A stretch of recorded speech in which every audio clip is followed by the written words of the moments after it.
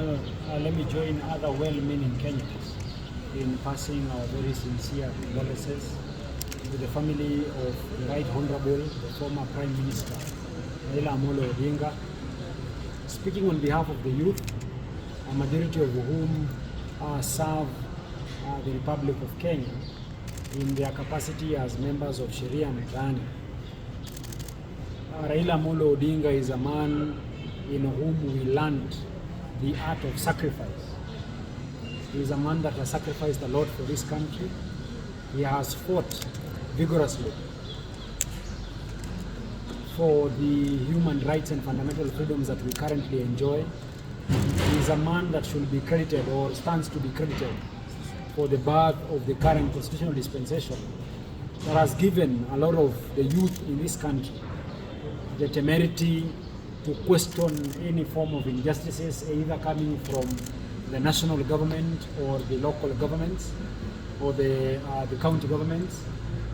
Speaking also on behalf of the youth of Kajiado North constituency, the Right Honorable Raila Amolo Odinga was our neighbor, having stayed at Kerapon, which borders Kajiado North constituency with Karen or Langata constituency.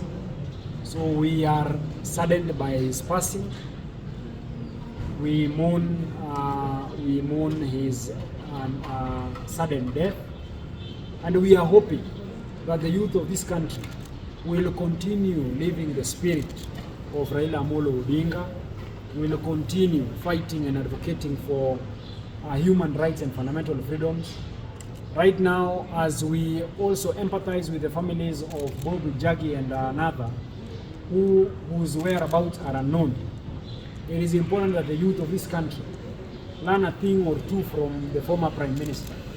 That indeed, life in its totality, enjoying life does not necessarily mean enjoying the beauties that come with life alone with your family members. It comes with often making the sacrifices, sacrificing even your life at times, putting your life at risk so that your brother, your sister can also be assisted as and when the need so arises. So I will give the floor to my seniors to also pass their messages of condolences. I will ask Mama Aida Odinga to take heart to know that the man that she called the husband is a man that we revered, is a man that I, for one, voted. This is a man that I have voted ever since I became a voter in this country. And it pains my heart that he has left to go join the other legends in heaven. Thank you very kindly. I would also wish to express my sincere condolences to the family of the Right Honorable, the late Raila Amolo Odinga, who until very recently were also with us when the people of Migori had suffered the loss of the Honorable Dalmas Otieno. Raila Amolo and his family stood with us. And I remember on that fateful day, on the 7th of September, when Raila actually said that in that group of theirs, it was him, the Honorable Dalmas, Anyang Nyong'o, and the Governor James Orengo were the ones who are now in the age of 80 to 81. And he felt that Dalmas was a bit strong compared to the four of them, and that now that he had demised, he felt that it's like their book had been opened. He made fun or a joke that it's like their book had been opened.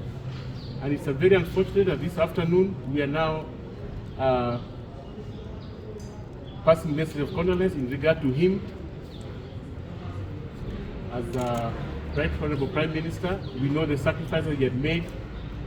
And like my brother has said, as a country, we are calling you to a moment of self-reflection and memoirs of this man who had sacrificially given his life towards what we now stand for constitutionally, the independence and all the rights we've now enjoyed.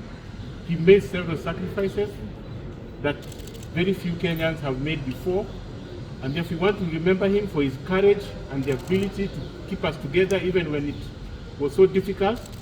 And that's why we're urging even Kenyans from all walks to remain calm and to emulate what Raila would have done in a situation like this, because we know he stood for peace.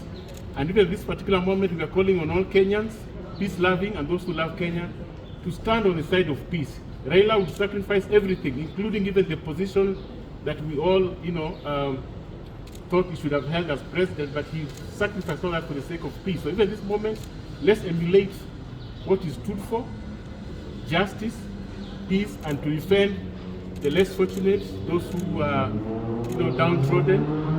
And also want to urge the people of Nyanza, for that matter, I want them to take this moment as we condone and as we stand together, the family of the late Raila Odinga. Let us be peaceful.